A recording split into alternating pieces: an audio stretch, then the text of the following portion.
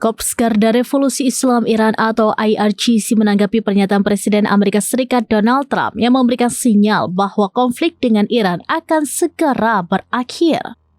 Iran menegaskan tidak berniat untuk berdamai dan menyebut masa depan situasi di Timur Tengah bukan ditentukan oleh Trump, melainkan oleh Iran sendiri. Dalam pernyataan yang disampaikan pada Selasa 10 Maret, IRGC menegaskan bahwa pihaknya akan menjadi penentu kapal perang tersebut berakhir. IRGC juga menyatakan bahwa kehadiran maupun kekuatan militer Amerika Serikat tidak akan mampu mengakhiri konflik di kawasan Timur Tengah. Pernyataan itu merupakan respon atas komentar Trump dalam sebuah konferensi pers yang menyebut perang dengan Iran kemungkinan akan segera berakhir dalam waktu dekat. Trump disebut menyampaikan pernyataan tersebut untuk meredam kekhawatiran pasar global yang mulai gelisah akibat potensi meluasnya konflik di kawasan Timur Tengah.